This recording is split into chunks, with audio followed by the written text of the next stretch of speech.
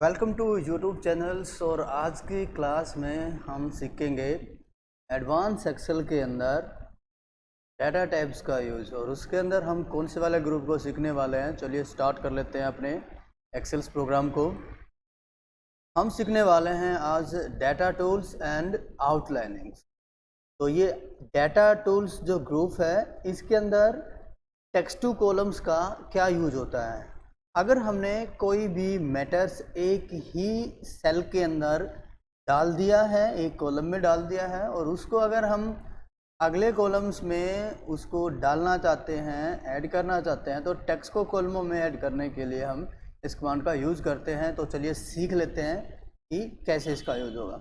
जैसे मैंने matter type किया, मैंने डाल दिया GSS और मैं स्पेस दे रहा हूँ और लिख दिया मैंने यहाँ से एजुकेशन और एक सोसाइटी। तो मैंने जैसे मैटर डाल दिया, अब काफ़ी ज़्यादा मैटर है ये, और मैं चाहता हूँ ये इसमें से जहाँ जहाँ स्पेस है ये अगले कॉलमों में डिवाइड हो जाए। और एक मैंने यहाँ से डाल दिया, ये तो था स्पेस के साथ, एक मैंने डाल दिया यहाँ से, देखो GSS, और सेकंड मैंने डाल दिया कोमा यहाँ से EDU। तो एक कोमा भी आप दे सकते हो। और मैंने यहाँ पे क्लिक किया, फर्स्ट वाले पे क्लिक कर लेना है आपने, और टेक्स्ट टू कॉलम पे आपने आ जाना है। टेक्स्ट टू कॉलम पे क्लिक करके यहाँ पे आपको डिटेल शो करा रहा है जो आपने जिस सेल को सिलेक्ट किया है उसमें जो डाटा है आपका। नेक्स्ट पे क्लिक कीजिएगा। देखिए, अगर आपने स्पेस दे रखा है तो ऑटोमेटिकली वो कॉलम में डिवाइड हो रहा है स्पेस के साथ में, GSS, education and society. Then next and then finish. पर उससे पहले मैं डिटेल बता दूं, जो कॉलम डाटा फॉर्मेट है वो जनरल डिटेल्स में शो करा रहा है, जो टेक्स्ट डिटेल है आपकी उसके अकॉर्डिंग शो करा रहा है। तो मैं पहले से फिनिश कर देता हूँ एक बार। ये देखिए, ये डिटेल शो करा दी है। और अगर मैंने दे रखा है यहाँ पे कोमास, तो उसके लिए हमें अलग ऑप्शंस उसके अंदर मिलने वाले हैं। तो टेक्स्ट कॉलम पे क्लिक कर लेते हैं, और यहाँ पे हम जैसे ही नेक्स्ट पे क्लिक करेंगे तो यहाँ पे एक डिटेल्स हमारी शो हो जाती है, तो जिसमें वो शो कराएगा कि आपको इनमें से क्या यूज़ करना। देखो, मैंने दे रखा है कोमा, तो मैं यहाँ पे टैब तो था नहीं, टैब होता तो ऑलरेडी अपने आप आ जाता, तो यहाँ पे अलग अलग कॉलम में यहाँ पे दिखा देता। तो मैंने डाल रखा है कोमास, तो मैं कोमास पे क्लिक करता हूँ, तो यहाँ पे मुझे डाटा प्रीव्यू में शो हो गया है कि मेरा जो डाटा है वो कुछ इस तरीके से अलग अलग कॉलम में ऐड हो जाएगा। तो मैं नेक्स्ट पे क्लिक करूँ और उसको कर दूँ यहाँ से फिनिश। तो यहाँ से आप देख सकते हो हमारा जो डाटा है टेक्स्ट टू कॉलम्स, अलग अलग कॉलमों में हमारा टेक्स्ट क्या हो गया है, डिवाइड हो गया है। नेक्स्ट कमाल है, यहाँ से हम नेक्स्ट कमांड जो है हम करने वाले हैं वो है रिमूव डुप्लीकेट। तो नेक्स्ट में डुप्लीकेट्स यूजर क्या होता है। देखो, अगर कोई पहले से, अगर या तो आपने कोई लिस्ट क्रिएट कर रखी है, जैसे शीट नंबर 1 पे जा करके यहाँ पे मेरी जो लिस्ट है ये वाली है, इसमें अगर कोई नेम दोबारा से मैंने एंटर कर दिया हो, जैसे मुझे एक बिल मिला और मैंने कोई एंट्री कर दी और मुझे बोला गया किसी भी कैंडिडेट की दोबारा से एंट्री नहीं होनी चाहिए, एक बार चेक कर लीजिए आप। तो ऐसे में काफ़ी एक लंबी लिस्ट है और नेम भी सबके अलग अलग है, तो आप यहाँ से उसमें से डुप्लीकेट वैल्यू को रिमूव कर सकते हैं। सपोज कीजिए मेरे पास कोई नेम है, तो मैं यहीं से ले लेता हूँ, कॉपी कर देता हूँ। आप लिख लीजिएगा, कोई ज़रूरी नहीं है आपने कॉपी पेस्ट करना डाटा, आप लिख लीजिएगा। मैं यहाँ पे आता हूँ और मैं एक नेम दोबारा से लिख लेता हूँ। मैंने लिख दिया अमन, मैंने दोबारा से किसी नेम की एंट्री की है। कोई वैल्यू भी हो सकती है आपकी, जैसे 45 हो गई, 56 है, यहाँ से 78 है, यहाँ से फिर से 45 डाल। देखो, ये वैल्यू और ये वैल्यू दोबारा आ गई। तो पहले नेम की दिखा देता हूँ, मैटर को सिलेक्ट कर लेता हूँ यहाँ तक, देन रिमूव डुप्लीकेट्स वैल्यू। तो मैं यहाँ पे क्लिक कर देता हूँ और यहाँ से जा कर के तो वो बता रहा है कॉलम नंबर C के अंदर जो डाटा है, अगर उसमें कोई डुप्लीकेट वैल्यू हो गई तो उसको रिमूव कर देगा। तो जहाँ से उसने दिखाया कि एक जो वैल्यू है वो डुप्लीकेट थी और जो 7 जो यूनिक्स हैं वो अलग से शो करा रहा है, तो एक को डिलीट कर दिया उसने। वैसे ही मैं किसी सेलों को सिलेक्ट करता हूँ जिसमें कुछ वैल्यू है, ये वर्ड थे, यहाँ से मैं वैल्यू को सिलेक्ट कर लेता हूँ और ऐसे ही मैं कर देता हूँ रिमूव डुप्लीकेट पे क्लिक, और यहाँ से फिर से कॉलम डिटेल बता रहा है, देन ओके, एक डुप्लीकेट वैल्यू है उसको रिमूव कर देगा। तो रिमूव डुप्लीकेट वैल्यू का रीज़न यही होता है, अगर कोई वैल्यू दोबारा से एडिट हो गई है, दोबारा से आपने उसको लिख दिया है, तो उसको वो रिमूव कर देगा। नेक्स्ट आता है डाटा वैलिडेशन। डाटा वैलिडेशन के अंदर की कमांड है, एक तो डाटा वैलिडेशन है और सेकंड है यहाँ से हम सर्कल, जो इनवैलिड डाटा होता है उस पर सर्कल शो करा देगा, और जो सर्कल आ गए हैं उनको क्लियर कर देगा, उन सर्कलों को क्लियर कर देगा। यहाँ से। तो पहले हम देखते हैं कि इस कमांड का यूज क्या होता है। तो मैंने कुछ डाटा ले रखा है, मैं इसको दो तरीके से आपको बताने वाला हूँ। तो फर्स्ट ले लेते हैं। सबसे पहले मैंने यहाँ से शीट 1 पे कुछ डाटा क्रिएट कर रखा है, और जैसे मैं कुछ वैल्यू ले लूँ, मैंने इतनी सी वैल्यू ऐड कर ली, और मैंने ये इस पर एक वैलिडेशन डिटेल में भर लेता हूँ, डाल देता हूँ कि इतनी सेलों के अंदर कोई भी अगर कैंडिडेट इस सीट को खोलता है तो इनमें कोई चेंजिंग करे तो एक लिमिट के हिसाब से मैं उसमें फिल कर देता हूँ। तो वो मैं बता देता हूँ, पहले करके देख लेते हैं। डाटा वैलिडेशन पे हम आ जाते हैं कि इतने में जो डाटा वैलिड होगा वो किस कंडीशन से होगा। तो वैलिडेशन क्राइटेरिया जो सिलेक्ट हो रखा है उसके अंदर एनी वैल्यू की कोई भी वैल्यू आप फिल कर सकते हो। पहले इनके बारे में मैं थोड़ा समझा देता हूँ। एनी वैल्यू, कोई भी वैल्यू आप इनके अंदर फिल कर सकते हो, जो कि अब ऑलरेडी होती है अभी। सेकंड यूजर होता है वोल नंबर। अगर मैं इस कमांड पे क्लिक करता हूँ तो यहाँ पे एक लिस्ट आ जाती है नीचे डाटा की। वोल नंबर होता है कि कोई भी नंबर। यहाँ पे भी इन चीज़ों की जो सेटिंग है वो आपने सीख लेनी है। तो ये कमांड्स कौन सी होंगी। बिटवीन का मीनिंग ये होता है कि अगर आप नंबर फिल करते हो तो बिटवीन कितने से कितने के बीच फिल कर पाओ, तो वो कमांड होगी यहाँ से। और अगर लिखा जाए नोट बिटवीन, नोट बिटवीन का मीनिंग होता है कि यहाँ से कितने के बीच ना हो, वो ऐड कीजिएगा। इक्वल टू का मीनिंग्स होता है कि केवल अकेली वैल्यू वो आप इसमें फिल कर सकते हो, जो भी आप डाल दोगे। जो पहले से डली हैं वो तो ऑलरेडी है ही। अगर किसी सेल में जाकर के आप टाइप करोगे और आपने इक्वल टू कर दिया तो बस वही वैल्यू फिल कर पाओगे और कोई नहीं। अभी हम करके देखेंगे। पहले थोड़ी इन्फॉर्मेशन मैं बता दूँ आपको कि इन सब का मीनिंग क्या क्या होता है, ताकि सीखने में आसानी हो जाए। और नॉट इक्वल टू आप डालोगे कोई एक ऐसी वैल्यू जो आपने डाल दी तो वो इतने एरिया में वो नहीं फिल हो पाएगी। ठीक है, पहले से है तो बात अलग। अगर आप दोबारा से किसी सेल में जाकर के उसको डाल रहे हो तो वो इसको ऐड नहीं करने देगा। Not equal to. Then greater than मतलब कितने से ज़्यादा वाली वैल्यू, और लेस देन कितने से कम वाली वैल्यू क्या कर पाए, फिल कर सकते हैं। ग्रेटर देन इतने से ज़्यादा फिल कर सकते हो इतने एरिया में, जो सिलेक्ट करके है उस पर अप्लाई होगा बस। लेस देन इतने से कम वाली फिल कर सकते हैं। Then greater than and equal to, तो जो हमने वैल्यू डाली है, जैसे मैंने 50 डाली है तो 50 भी और 50 से ग्रेटर ज़्यादा भी। लेकिन अगर ग्रेटर देन है और मैंने 50 डाली है तो 51 से शुरू करेगा, जैसे आपको पता है इस चीज़ के बारे में। तो greater than and equal to वो भी और उससे ज़्यादा वाली वैल्यू भी। Then less than and equal to, जो वैल्यू आपने डाली है जैसे 50 और 50 से कम वाली वैल्यू भी क्या कर सकते हो, वो नंबर इसमें फिल कर सकते हो। तो फिलहाल के लिए मैं लेने वाला हूँ यहाँ से वोल नंबर, और वोल नंबर से आगे की कुछ और डिटेल देख लो। डेसिमल का मीनिंग ये होता है कि दशमलव पॉइंट कितने से कितने के बीच। नीचे वाली कमांड का तो आपको पता ही चल गया, अगर बिटवीन दोगे तो बीच वाली लिस्ट मांगेगा। तो ये तो एक डिटेल है कहाँ से कहाँ डाटा कवर कर रहे हो। ठीक है, तो डेसिमल के लिए है। लिस्ट का मीनिंग ये होता है अगर आप इस पर जाकर के लिफ्ट ऐड कर दोगे, अभी हम वो भी सीखेंगे। लिफ्ट मीनिंग्स, जैसे आपने कोई लिफ्ट सेलेक्ट भी कर सकते हो, आप लिख भी सकते हो, नेम डाल के लिख भी सकते हो, और वरना सेलेक्ट कर लीजिएगा आप। तो जो आपने ऐड कर दिया है उस लिस्ट को इसके अंदर हम फिल कर सकते हैं। अगर कोई वर्ड से रिलेटेड है तो वो भी आप इसमें ऐड करोगे। डेट की डिटेल आगे कहाँ से कहाँ डेट फिल कर सकते हो, इक्वल है तो अकेली डेट्स। टाइम वगैरह जो है आप कहाँ से कहाँ फिल कर सकते हो। टेक्स्ट की लेंथ, टेक्स्ट लेंथ में आप यहाँ भी भर सकते हो, एक नंबर भरे जाते हैं इसमें टेक्स्ट लेंथ। मतलब आप कहोगे कि मैंने इक्वल करना है टेक्स्ट लेंथ को, या आप बिटवीन करते हो, वो आपकी मर्जी। जैसे मैं इक्वल बता दूँ, मैंने इक्वल में डाल दिया टेक्स्ट लेंथ को, मैंने डाल दिया 4 कैरेक्टर, तो मैंने सिर्फ 4 लिखना है इसमें। और इसमें क्या होगा, जितने एरिया में आपने सिलेक्शन कर दिया है इसमें केवल 4 कैरेक्टर ही आप भर सकते हो, लेटर हो या कैरेक्टर्स हो। 4 नंबर, जैसे 1 2 3 4, मतलब उनका काउंट 4 होगा। ऐसे ही आपका नेम भी हो सकता था, जैसे कि GSS 3 हो गए, ई लगा दिया मैंने, आगे 4 हो गया। अगर मैं कोई अगले वाला वर्ड डालता हूँ तो कवर नहीं करेगा। तो टेक्स्ट की लेंथ, चलिए सीख लेते हैं अभी। जो डिटेल मैंने इसकी बेसिक बताई है, अब इसको प्रैक्टिकली करके देखते हैं। तो मैंने कुछ डाटा कर दिया है, यहाँ से सेलेक्ट और सेटिंग पे आना है, और मैं एनी वैल्यू को हटा करके वोल नंबर देता हूँ। ये भी आपने देखना है कि यहाँ पे आप क्या कंडीशन अप्लाई कर रहे हो। तो मैं ये कह रहा हूँ इसके अंदर इतनी सेलों के अंदर इक्वल टू की बजाय मैं बिटवीन कर देता हूँ।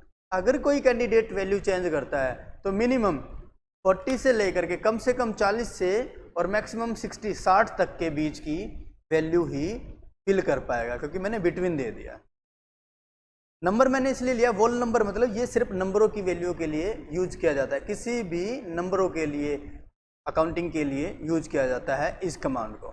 तो मैंने डाल दिया बिटवीन, इतने से मैटर के अंदर 40 से 60 तक कोई वैल्यू डालेगा तो एक्सेप्ट कर लेगा, otherwise it means validation, data valid कर दिया इसने, 40 से 60 तक ही भर पाएगा। ठीक है, चाहे आपकी ब्लैंक सेल होती है आप उन पे भी अप्लाई कर सकते थे, तो उनके अंदर वही आएगा।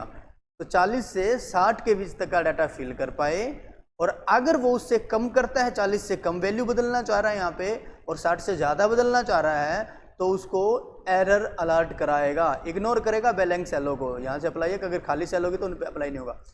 एरर अलर्ट में बता रहा है कि वो उनको स्टॉप कर देगा। तो पहले मैं स्टॉप को देख लेता हूँ, स्टाइल पे क्या यूज़ होगा।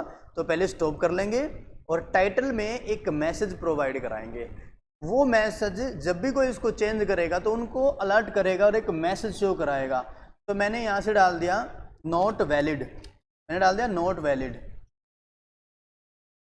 आप कोई और मैसेज डाल सकते हो, तो वो भी आप इसमें फिल कर सकते हो, दोनों में टाइटल भर दो और एक मैसेज अलर्ट कर दो आप। अब बीच वाली जो कमांड है इसका क्या यूज है, इनपुट मैसेज। इसका मैसेज ये है, when cell is selected show this input message. जिन सेलों को आपने सिलेक्ट किया है वो क्या है, तो मैंने यहाँ से डाल दिया कि ये जो है स्टूडेंट जो है डाटा है या स्टूडेंट टेबल है, आप ऐसा लिख सकते हो।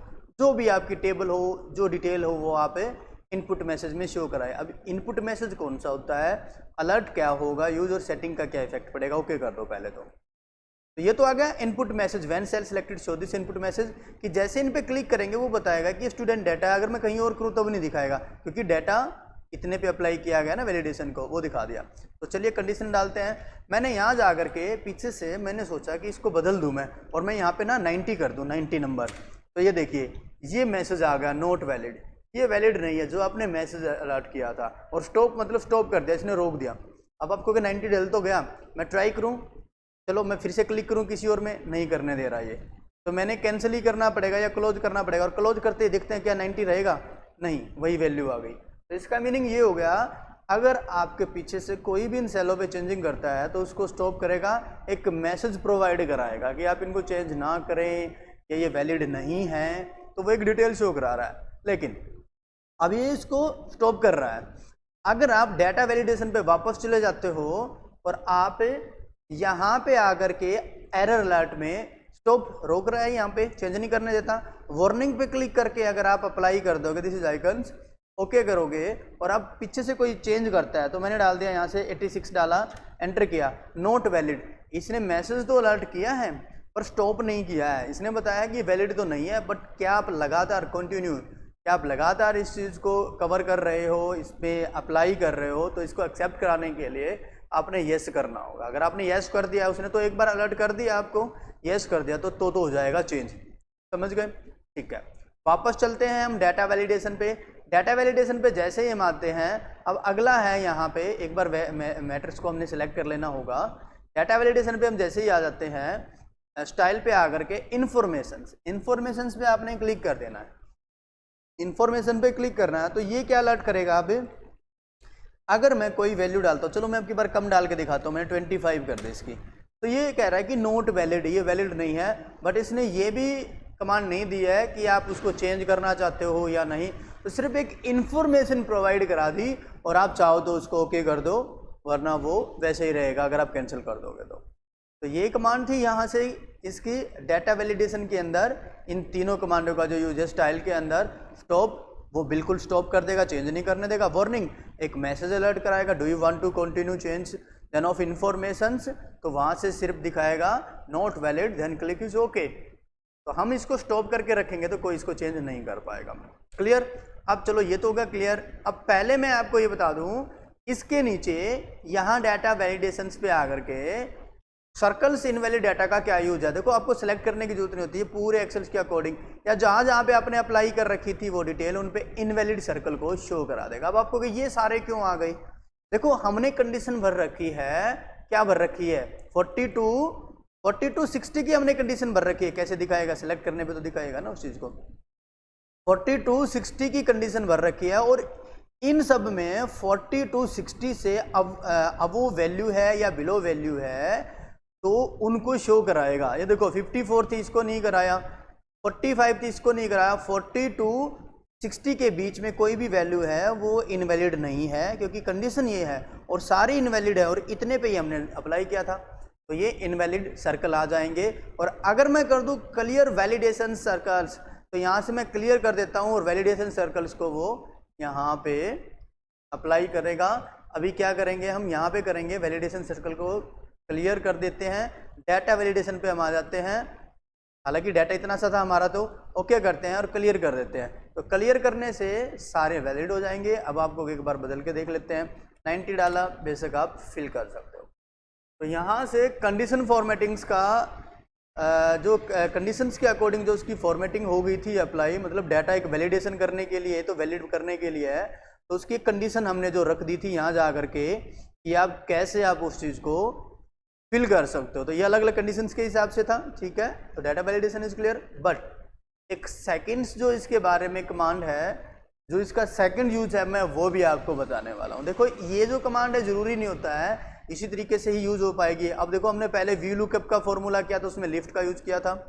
ऐसे एक वैलिडेशन डिटेल के लिए इस कमांड का यूज किया जाता है, कोई कंडीशन टेक दी जाती है इस पर। अब देखना सेकंड कंडीशन में कैसे टेकता हूँ। मैं सीट नंबर 2 पे जाकर के एक डाटा क्रिएट कर देता हूँ।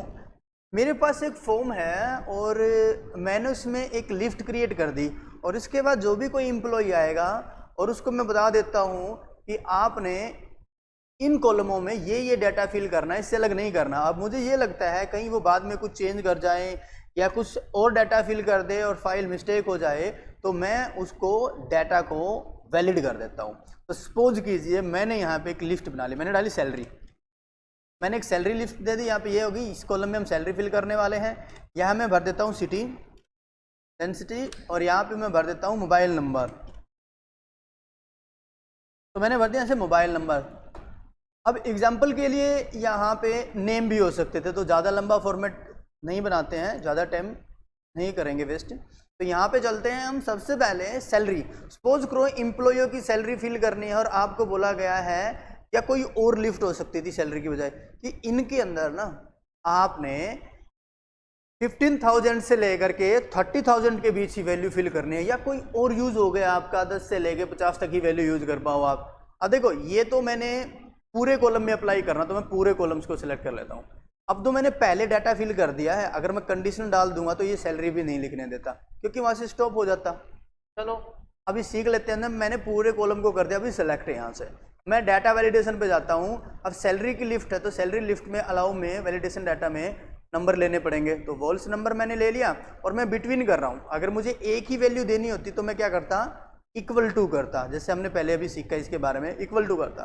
तो मैंने किया बिटवीन्स पे जा करके, और यहाँ पे मैंने क्या किया, मैंने डाल दिया कि सैलरी जो है वो 15,000 से लेकर के और 30,000 के बीच तक ही अप्लाई हो पाए। बस एरर अलर्ट में स्टॉप कर दो आप, नहीं तो वो इन्फॉर्मेशन दे करके चेंज हो सकता है। तो स्टॉप कर दो और यहाँ पे जो मैसेज देना है वो आप अप्लाई कर दीजिए। जैसे हमने देख लिया, तो अभी हम कुछ नहीं डालने वाले, सीधे से ओके कर लेते हैं। ये देखिए आ गया है। यहाँ पे मैं डाल देता हूँ 25,000 जो कि अप्लाई हो रही है, ठीक है। 15,000 जो कि अप्लाई हो रही है। 10,000 अगर मैं ये डाल देता हूँ तो ये इसको अप्लाई नहीं करेगा। क्यों नहीं करेगा? क्योंकि ये डाटा वैलिड है ही नहीं। ऐसे में अगर मैं करता हूँ 35,000 तो ये अप्लाई नहीं करने वाला, 31,000 तब भी अप्लाई नहीं करने वाला, क्योंकि वैलिडेशन क्या है 15 to 30,000 से लिस्ट है, ठीक है। क्लियर। अब आगे ले लेते हैं सिटी। सिटी को भी मैं सारे को कर लेता हूँ। अब आप कहोगे कि इतना सा नहीं कर सकते, तो बिल्कुल आप इतने पे भी अप्लाई कर सकते हो। ये कंडीशन यहाँ तक चलेगी, आगे नहीं चलेगी। तो ये डाटा यहाँ तक वैलिड होगा, आगे नहीं होगा। तो चलो कंडीशन अप्लाई हो रही है डाटा वैलिडेशन के अंदर हमारी। मैं पूरे को क्लिक कर लेता हूँ, देन ऑफ डाटा वैलिडेशंस पे मैं आ जाता हूँ। और अब सिटी, आप देखो सिटी में आपने क्या करना है, सेटिंग पे आ जाओ। यहाँ पे सेटिंग पे आकर के सिटी में क्या करना है, आपने लिफ्ट को लेना है। या तो आपकी पहले से लिफ्ट बन रही है उसको सिलेक्ट कर लो, नेम की लिस्ट है, सिटी लिस्ट है, ठीक है। तो आपने यहाँ पे आना है। अब कोई और डिटेल भी हो सकती है, जैसे मैंने बताया इस कमांड का कहीं और किसी और टेबल पे, किसी दूसरे तरह की टेबल्स पे भी आप यूज कर सकते हो। तो ये तो डाटा को वैलिड करने के लिए है बस, और जो आप इसमें फिल कर लेते हो। तो मैंने डाला सिटी के नेम डाल लेता हूँ मैं। कोमा डाल के लिखना है आपने, कुछ स्पेस या अलग से कुछ सेलेक्ट की जरूरत नहीं होती, सिर्फ कोमा देते रहना है आपने। Kannaur, then Sonipat, comma, then Panipat. मैंने बस ये डाला और मैंने ओके कर दिया। अब देखिए पहली तो बात ये है कि इसमें फिल्टर साइड में शो हो जाता है एक लिस्ट का, आप यहाँ से भी फिल कर सकते हो, लेकिन ऐसे सिलेक्ट करने की क्या ज़रूरत है, आप सीधे से डाल दो ना। सोनीपत आ गया यहाँ से हमारा, ऐसे ही मैंने पानीपत डाल दिया। लेकिन अगर मैं कुछ और डालूँ, मैं डालता हूँ दिल्ली, दिल्ली डाल दिया तो ये देखिएगा वैलिड नहीं दिखा रहा। क्यों? क्योंकि उस लिस्ट में वो है ही नहीं डाटा। ठीक है, ये भी क्लियर हुआ। मोबाइल को भी मैं ऐसे सिलेक्ट कर लेता हूँ, कॉलम्स को पूरे को, मोबाइल नंबर्स वाला डाटा वैलिडेशन। अब आप बताइए भी मोबाइल नंबर की लेंथ कितनी होती है? 10 डिजिट्स का होता है ना, तो आप उसके हिसाब से 10 का डालना चाहते हो या कंट्री कोड आगे फिल कर रहे हो, तो बेसिकली हमने तो सीधे नंबर ही अप्लाई करने होते हैं। तो जितने नंबर की लिस्ट आप अप्लाई करो, मोबाइल नंबर है या अलग कोई लिस्ट है आपकी, वो आप ऐड कीजिएगा। तो मैं यहाँ से जाता हूँ तो मुझे टेक्स्ट लेंथ लेनी पड़ेगी। आपने नंबर नहीं लेना, आपने वोल नंबर नहीं लेना। कहीं आप वोल नंबर लेकर के डाल दोगी 10, तो इसका मीनिंग ये होगा कि बस इसमें 10 10 10 ही भर सकते हो आप, कुछ नहीं। वो तो नंबर से रिलेटेड होगा, लेंथ बोल रहे हैं हम, टेक्स्ट की लेंथ। तो मैंने टेक्स्ट लेंथ में बिटवीन की बजाय कर दिया इक्वल टू, क्योंकि मोबाइल नंबर की टेक्स्ट लेंथ होती है 10 डिजिट्स की। तो मैंने डाल दिया 10 और मैंने कर दिया यहाँ से ओके, और एरर अलर्ट में वही है, स्टॉप ही है अपना, ओके कर दिया। देखिए मैं यहाँ से कोई नंबर फिल करता हूँ 1 2 3 4 5 6 7 8 9 10 एंड यहाँ से देखो क्लियर, तो 10 डिजिट्स हो गए मेरे। अब देखिए मैं कुछ कम करने वाला हूँ, 1 2 3 4 5 नंबर, मतलब 5 तक के डिजिट मैंने भर दिए हैं। 1 2 3 6 5, ये हमारे 5 हो गए हैं। तो मैं एंटर करता हूँ, बिल्कुल भी कवर नहीं कर रहा है, चलिए ठीक है, ऐसा करते हैं 1 2 3 कंटिन्यू सीरीज बना देता हूँ की बार, 4 5 6 7, ये देखना अब भी कवर नहीं कर रहे हैं। 10 तक की सीरीज बनाए, 1 2 3 4 5 6 7 8 9 एंड 10, जो कि ऑलरेडी पहले ऊपर भी हम कर चुके हैं। ओके ये देखिए ये आ गया। ज़्यादा करके देख लेते हैं, 1 2 3 4 5 6 7 8 9 10 एंड 11 लेटर्स हो गए हैं। कहने का मतलब इसके अंदर वैल्यू जो है वो टेक्स्ट लेंथ की है वो 11 के करीब हो गई है। ये देखिए यहाँ पे, चाहे आप ये कहोगे कि कोई वर्ड भी हो सकते हैं, बिल्कुल लेटर्स वर्ड जो भी आप इसमें डालते हो।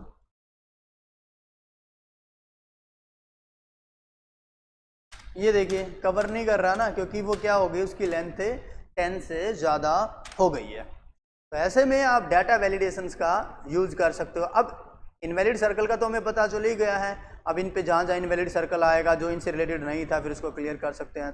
चलिए अब अगर आप ये चाहते हैं उनको हटा दो, तो बेशक सी बात है, उनको आप सिलेक्ट कीजिए और यहाँ से डाटा वैलिडेशन पे आकर के आपने क्लियर कर देना है। बीच बीच में से तो हमने अप्लाई किया ही नहीं था, फिर भी हम क्लियर कर लेते हैं, तो सारा एक साथ क्लियर हो जाएगा। वरना आप एक एक को सिलेक्ट करके भी क्लियर कर सकते हो।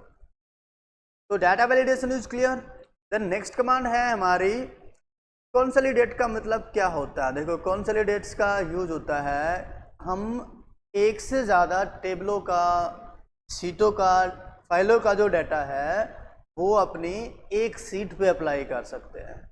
तो मल्टीपल पैलेस से एक जगह पे डाटा को ऐड करने के लिए हम कंसोलिडेट का यूज करते हैं। तो कैसे करेंगे चलिए सीख लेते हैं। देखो एग्जांपल के लिए मैंने डाटा 1 की जो एक सीट है मैंने यहाँ पे बना रखी है। इसमें सैलरी रिपोर्ट्स है, 2020 की सैलरी डिटेल है, जिसमें एम्प्लॉइयों के नेम है और उनने यहाँ पे आकर के सेल अमाउंट जो कंप्लीट किया है 2020 पूरी एनुअल लिस्ट में, कि सुनील ने जो है वो 50,000 तक की टोटल सेल की है। ठीक है, इशू त्यागी ने यहाँ से 65,000 तक की सेल की है, रविंदर ने यहाँ से 45 की, सुमित ने 85 की और जो नवनीत है उसने 65,000 तक की जो सेल्स है वो कवर की है 20s में। और डाटा नंबर 2 में 21st का डाटा है, 2021 का डाटा है, जिसमें एम्प्लॉय नेम जो है वो ये है, सुनील त्यागी है, ईशु त्यागी है, यहाँ पे सुनील है, रविंदर है, सुमित है।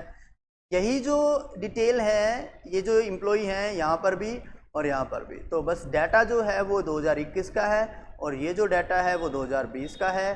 तो अब मुझे टोटल काउंट करना है, एक सीट पे डाटा ले जाना है, तो मैं सीट 11 पे आ जाता हूँ और टोटल सेल्स रिपोर्ट 21 और 22 की हमने यहाँ पे अप्लाई कर देने हैं। तो मैं किसी भी सेल पे नीचे क्लिक कर लूँ, एक सिंपल सा फॉर्मेट है यहाँ पे।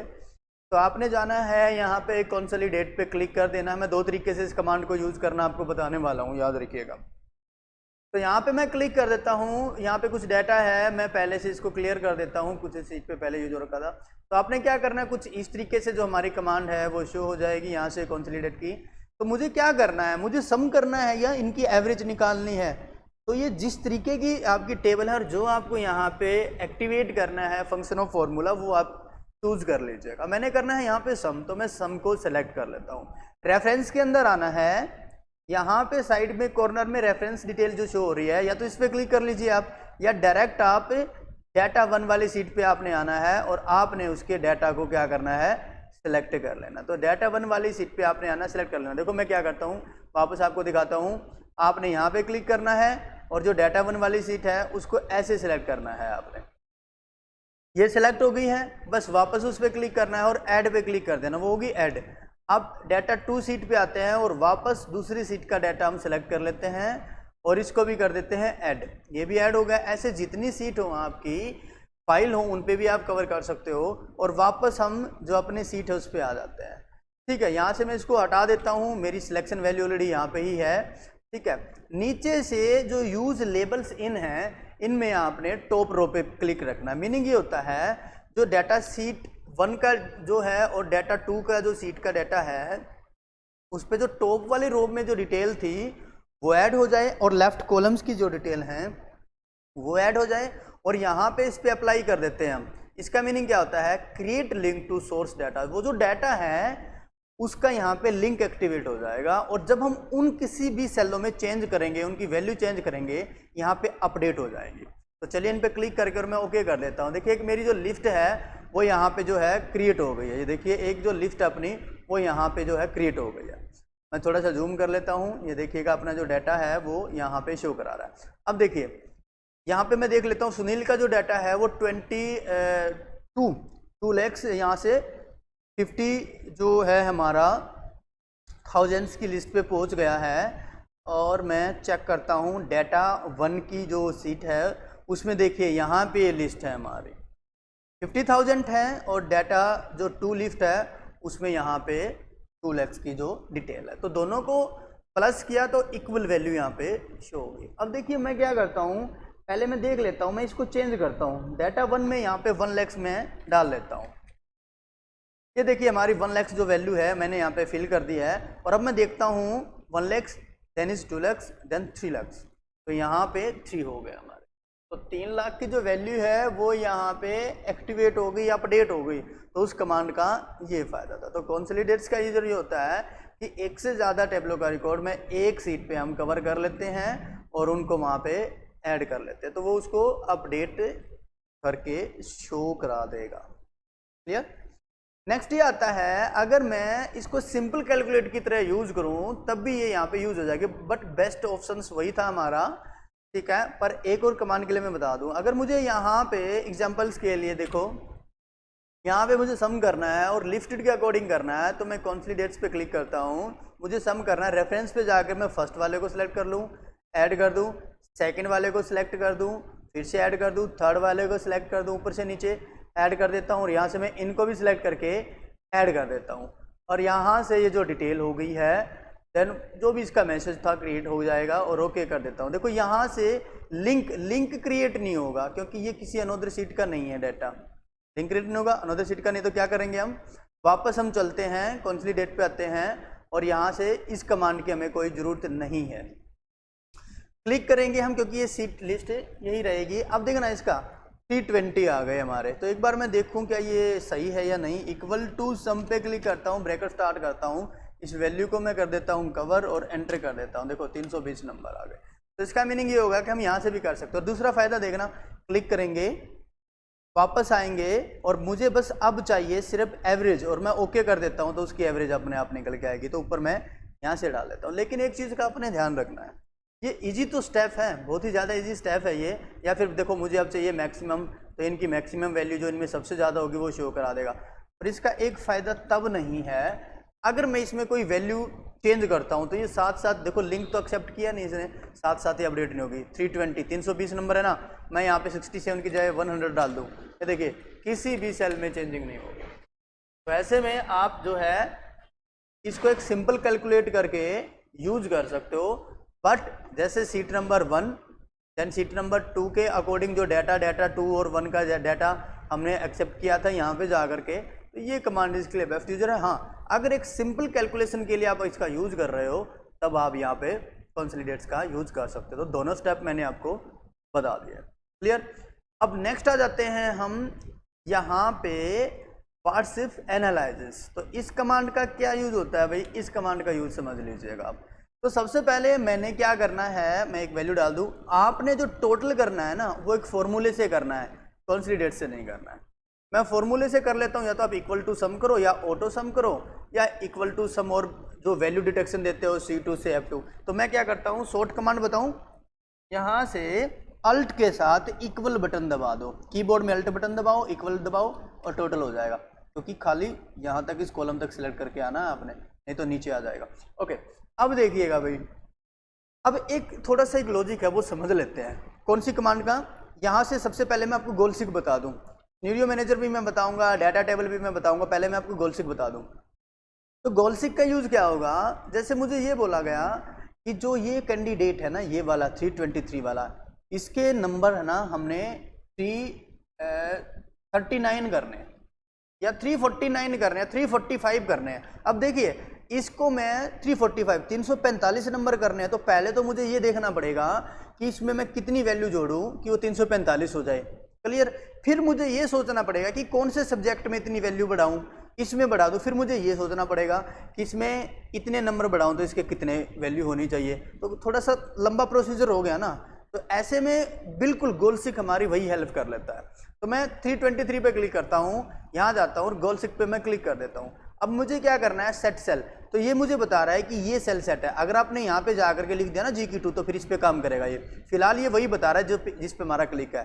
टू वैल्यू जो जी की 3 है, इस सेल में कितनी वैल्यू करना चाहते हो, बढ़ाना चाहते हो या घटाना चाहते हो। 323 है, अब आप कह रहे हो कि 345 कर दो, मैंने डाल दिया 345 हो जाएगी। अब हमें ज़्यादा कुछ भी नहीं करना, 345 हो जाए, बट बाय चेंजिंग सेल, इसकी कौन सी सेल में चेंज हो। हमने फॉर्मूला लगा रखा है ना, फॉर्मूला अपडेट हो जाएगा, फिर वो अपने आप कवर कर देगा। हमें काउंट करने की जरूरत नहीं, कितनी वैल्यू बढ़ाऊं कितनी घटाऊं कि ये हो जाए, ऐसा कुछ नहीं करना। 345 हो जाए बाय चेंजिंग सेल, इसकी कौन सी सेल में चेंज हो, मैं कहता हूँ इस सेल में चेंज हो जाए, देन क्लिक इज ओके। अब देखिएगा 345 और ओके कर दीजिए, 345 हो गया। तो इसलिए मैं कह रहा था फॉर्मूला लगाना पड़ेगा, तब जा करके वो अपडेट हो जाएगा। तो गोल सिक का ये जो होता है। अब आप ये कहोगे कि घटा के दिखाओ, तो चलिए मैं कम करके दिखाता हूँ। मैं यहाँ जाता हूँ, गोल सिक पे क्लिक करता हूँ। अब इसके हैं 309 नंबर, मैं यहाँ जाता हूँ, इसके हो जाए 200, यहाँ से 92 नंबर हो जाए, 292 हो जाए। देन बाई चेंजिंग सेल, कौन सी सेल में चेंज कर रहा, मैं कहता हूँ 89 वाली में कर देते हैं, यहाँ पे ओके करो। ये देखिएगा इसके 292 हो गए और उसकी वैल्यू कम हो गई। तो गोल सिक एक बहुत ही बेस्ट कमांड हो जाती है, ऐसे नंबरों को इंक्रीज करना है डिक्रीज करना है। तो हाँ, फॉर्मूला जरूर लगा ले, ये आपने याद रखना, सिंपल कैलकुलेट करके नहीं लिखना, क्योंकि वो अपडेट होता है ना, फॉर्मूला अपडेट होगा वैल्यू के साथ, ऑटोमेटिकली कवर करेगा। तो वो चीज़ आप याद रखें। क्लियर? नेक्स्ट आ जाता है, अभी हम कर लेते हैं सिनेरियो मैनेजर। देखो सिनेरियो मैनेजर्स का यूज क्या होता है भाई। सिनेरियो जो मैनेजर्स है हमारा, उसके अंदर हम कोई डिटेल, कोई पुराना रिकॉर्ड है वो हम उसमें ऐड कर सकते हैं। ठीक है, किसी भी डिटेल्स के लिए अगर आप एक ही जगह एक ही सीट पे और उस डिटेल को शो करके देखना चाहते हो कि पहले इसकी डिटेल क्या थी, आज के टाइम इसकी क्या है, या एक एक दिन की, एक एक महीने की, या पुरानी जो लिस्ट थी हमारी, जैसे मैं किसी स्टॉक से रिलेटेड आपको बता देता हूँ, तो उस लिस्ट को करना है। तो उसके लिए किसी प्रोविजंस के लिए इस कमांड का हम यूज कर सकते हैं, कोई प्रोविजंस के। तो देखिए मैं यहीं पे करके मैं आपको दिखा दूँ, यहाँ पे मैं एक लिस्ट बना लेता हूँ, एक सिंपल सी लिस्ट में बनाने वाला हूँ। तो मैंने यहाँ पे बना दी लिस्ट, और इधर मैं डाल लेता हूँ 2020 की लिस्ट मैंने बना दी, और यहाँ नीचे मैं डाल लेता हूँ आइटम, देन ऑफ रेट, और यहाँ पे मैंने क्लिक किया, जैसे कि लैपटॉप है, प्रिंटर्स है, अपना माउस है, देन ऑफ हार्ड डिस्क है। अब देखिए इस पे यहाँ पे आकर के जो आपके लैपटॉप का जो रेट है वो क्या है, तो मैंने डाला 2020 में फॉर एग्जांपल कोई लैपटॉप था, एक नॉर्मल सी डिटेल्स में फिल करने वाला भी। इस लैपटॉप का जो रेट था वो 35,000 था, और जो प्रिंटर है 2020 में, ये जिस कंपनी का प्रिंटर, पूरी डिटेल भर दो, एप्सन का है, HP का है, ये प्रिंटर जो है उस टाइम पे 8,000 रुपीज़, 8,000 रुपये तक का आता था। और ये जो माउस है वो 100 रुपीज़, केवल 100 रुपये का आता था। और जो हार्ड डिस्क है वो उस टाइम पे मैंने डाल दिया अभी, वो 1,500 रुपये की आती थी। क्लियर हो गया भाई? ठीक है। अब देखिए इसको मैं ऐसा कर लेता हूँ, इसको थोड़ा हाईलाइट कर लेता हूँ ताकि अच्छे से समझ आती रहे। और ये जो वैल्यू हैं इनको नीचे तक सेलेक्ट करके सेंटर में कर लेता हूँ, यहाँ पे सेंटर में, होम के अंदर आके कर रहे हैं हम, ये होम के अंदर आकर के वापस चलते हैं अपने डाटा पे। ठीक है, हम डाटा ही कर रहे हैं ना आज। तो यहाँ पे मैंने ये लिस्ट डाल दी। अब देखिए करना क्या है, मैं इस वैल्यू को सारे के सारे डाटा को लिफ्ट से लेकर के और नीचे तक सेलेक्ट करके डाटा अपने डाटा टैब पे आकर के व्हाट्सएप एनालिसिस के अंदर सिनेरियो मैनेजर्स पे क्लिक कर देता हूँ। अब यहाँ पे सिनेरियो मैनेजर पे मैंने क्लिक किया, यहाँ पे ऐड पे क्लिक करना है और यहाँ पे सिनेरियो नेम देना। देखो सिनेरियो नेम आपने टाइटल भरना है, याद रहे टाइटल ही भरे, क्योंकि आप एक सीट में, इस सीट में एक से ज़्यादा सिनेरियो ऐड कर सकते हो, ठीक है। तो आपको जिसकी भी डिटेल्स की ज़रूरत हो वो सिनेरियो उस टाइटल से आपको पता लग जाएगी। अब तो मैं क्या करता हूँ, मैंने डाल दिया लिस्ट और यहाँ पे डाल दी 2020 की लिस्ट है ये। ओके कर दिया भैया आपने, ओके कर दिया। यहाँ पे ओके फिर करना, क्योंकि ये वैल्यू, ये लिस्ट इसमें फिल हो रही है। ओके कर दिया, क्लियर, कैंसिल कर दो, क्लोज कर दो, मतलब क्लोज कर दिया। अब 2021 की लिस्ट बना देता हूँ। यही आइटम 2021 में 40,000 रुपये तक का हो गया भाई। और ये जो प्रिंटर है ये 10,000 रुपये तक का, 10,000 रुपीज़ तक का आने लग गया। और ये जो माउस है वो हो गया 200 रुपये तक का, और जो हार्ड डिस्क है वो होगी 2,000 रुपये तक की हो गई। मैंने फिर से सारे डाटा को सेलेक्ट कर लिया, फिर से मैं यहाँ गया सिनेरियो मैनेजर पे मैं आया और मैंने ऐड पे क्लिक करके और ऊपर फिर से लिस्ट बना दी। लिस्ट 2021 की मैंने अब लिस्ट ऐड कर दी, ओके किया, फिर से मैंने ओके कर दिया, फिर क्लोज कर देता हूँ। अब 2022 का रेट मैंने ऐड कर लिया भाई। 2022 में इस लैपटॉप का जो प्राइस है वो 46,000 रुपीज़ हो गया, और ये जो प्रिंटर है वो फिलहाल के लिए 15,000 रुपये तक का आ गया। माउस जो है वो 350 रुपीज़ तक का हो गया, और जो हार्ड डिस्क है उसका अमाउंट घट गया, वो 1600 रुपये तक की हो गई। ठीक है, ये मैंने कर दिया। मैंने सेलेक्ट किया फिर से सिनेरियोज मैनेजर पे, मैं फिर से आ गया भाई, और यहाँ आकर के मैंने फिर से ऐड किया और मैंने लिफ्ट बना दी, लिफ्ट 2022 कर दी भाई, और ओके कर देता हूँ मैं, ओके कर देता हूँ। तो क्लियर, अब देखिए लिफ्ट ऐड हो गया। भले ही काम करते रहें, आपसे ये पूछा जाता है या प्रिंट करके देना है कि ये जो अपना आइटम हम लेके आते हैं, हमारे पास स्टॉक है, हम सेल करते हैं, परचेज करके लेके आते हैं डाटा जो हमने फिल कर दिया उनका, तो मुझे पूछा जाता है कि ये जो लैपटॉप है ये 2019 में क्या रेट आता था, हमारे पास क्या रेट आता था। तो मुझसे पूछा गया, तो प्रोपराइटर ने जैसे मुझसे पूछ लिया कि ये जो आइटम है लैपटॉप ये 2019 में किस रेट में आता था। तो मैंने क्या किया, मैं यहाँ गया सिनेरियो मैनेजर पे गया और यहाँ पे सिनेरियोज लिस्ट है हमारे सारे। तो 2019 में कितना आता था, 2019 की तो लिस्ट अपने पास है नहीं फिलहाल, 20 की लिस्ट है। तो 2020 में क्या आता था, तो मैंने यहाँ पे क्लिक किया और मैंने यहाँ आकर के नीचे शो पे क्लिक कर दिया। तो देखिए 2020 की लिस्ट टाइटल बदल गया है ऊपर जा करके और रेट की डिटेल आ गई। तो ये सारे आइटम इसके हिसाब से शो करा के ये जो लैपटॉप है 35,000 का आता था, और भी कुछ लिस्ट हो सकती थी, पूरी लंबी लिस्ट हो सकती थी ना, सारी डिस्क्रिप्शन वगैरह इसमें। 21 में क्या आता था और 22 में क्या आता है, वो पूरी लिस्ट यहाँ पे सिनेरियो में आप ऐड कर सकते हो। अब आप ये कहोगे ये जो सिनेरियो लिस्ट है वो इसी टेबल्स में, मतलब यहाँ पे इसी सीट के अंदर शो कराएगा, सीट नंबर 2 में भी दिखाएगा। तो एक बार जाके चेक कर लेते हैं, नहीं, सिर्फ इस फाइल के अंदर जिस सीट में सिनेरियो बनी है वहीं पे शो कराएगा। और अगर आप ये कहते हो कि नेक्स्ट टाइम जब हम इसको खोलेंगे अपनी फाइल को, क्या उसमें मिलेगी, बिल्कुल मिलेगी। अगर आप इस फाइल को कर देते हो सेव और आप नेक्स्ट टाइम इस फाइल को खोलते हो तो आपको ये लिस्ट यहीं पे मिलेगी, जब तक आप उसको क्लियर नहीं कर देते। तो डाटा के अंदर जा करके यहाँ पे सिनेरियो लिस्ट है, अगर आप इसको क्लियर करना चाहते हो तो आप इसको डिलीट पे क्लिक कर करके उन सभी लिस्टों को डिलीट कर सकते हो, तो सिनेरियोज आपकी डिलीट हो जाएगा। अगर कोई इसी सीट में बनाना चाहते हो अलग से किसी अलग बिल पे, इनवॉइस पे, तो आप उसकी लिस्ट ऐड कर लो, या कोई और आपका यूज है, कोई और स्टाइल, कोई और पैटर्न से आप बनाना चाहते हो। तो सिनेरियो का मीनिंग्स होता है जो किसी प्रोविजंस के लिए यूज़ की जाती है और जिसमें कोई डाटा बैक रिकॉर्ड है, आपने उसको शो कराना है, उसको याद रखना है, उसकी डिटेल फिल रखनी है, एक ही जगह पे रखनी है, तो वो आप यहाँ पे सारी डिटेल को चेक कर सकते हो, रख सकते हो।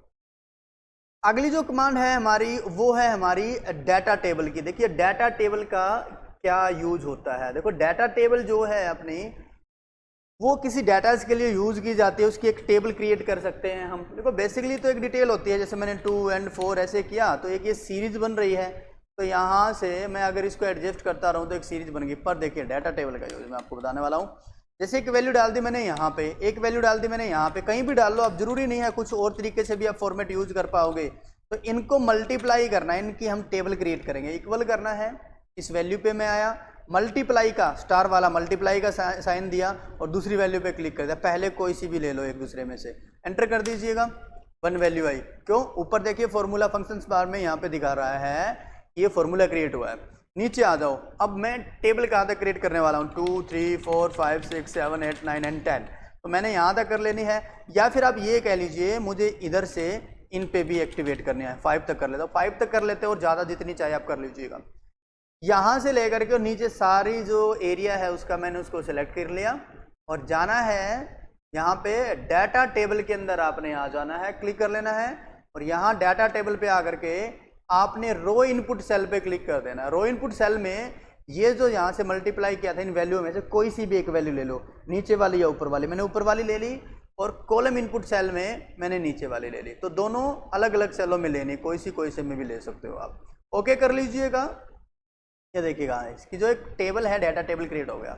देखो यहाँ पे मल्टीप्लाई किया गया है, यहाँ से इसको 2 × 2 4, देन 2 × 3 is 6, ऐसे ही 3 × 2 6, देन 3 × 3 is 9, ऐसे कवर किया गया। अब आप ये कहोगे चलो ये तो मल्टीप्लाई है, यहाँ पे चेंज करके दिखाओ मुझे। मैंने कर दिया यहाँ पे 4। अब देखो रिजल्ट देखो, 4 मल्टीप्लाइज मतलब 2 × 4 देन ऑफ 8, ठीक है। देन ऐसे 3 × 4 to 12, तो ऐसे वो कवर कर लेगा उस चीज़ को।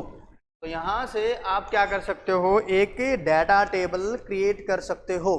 देन ऑफ ग्रुप, अब देखिए ग्रुप पे आ जाते हैं भाई। ग्रुप काफ़ी इजी रहेगा, इसी पे मैं करके दिखाने वाला हूँ। मैं इसको क्लिक करके यहाँ से सिलेक्ट करके डिलीट कर देता हूँ, ठीक है। फॉर्मेट भी मैं हटा देता हूँ, एक नॉर्मल सीट रखने वाले हैं अभी हम। देखिए हमारे पास कोई डाटा है एग्जाम्पल्स के तौर पे, और जब भी मैं सीट खोलता हूँ, मैं बता रहा हूँ आपको डाटा के अंदर यहाँ पे आउटलाइनिंग ग्रुप में ग्रुप्स का यूज, जब भी मैं सीट खोलता हूँ तो मुझे उस डाटा पे काम करने के लिए वहाँ तक जाना होता है। मतलब नीचे, बहुत नीचे डाटा है, मुझे यहाँ तक आना पड़ता है, नीचे आना पड़ता है। फिर यहाँ पे अगर मैं उधर लेके जाता हूँ तो फिर मुझे उधर जाना पड़ता है।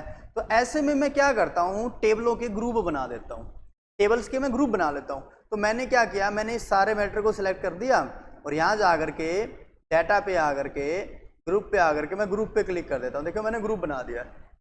अब मैं ग्रुप पे क्लिक करता हूँ, ये पूछ रहा है कि रो का बनाना है, तो रो का बनाएंगे तो ऐसे बनेगा 1 2 3 4 ऐसे। और अगर मुझे कॉलम का बनाना तो ABC ऐसे कॉलम का बनेगा। तो पहले मैं रो का बनाता हूँ, रो के कर देता हूँ। ओके किया। ये देखो इधर लेफ्ट में कॉलम्स आइकन्स आ गया है, ये आइकन आ गया है।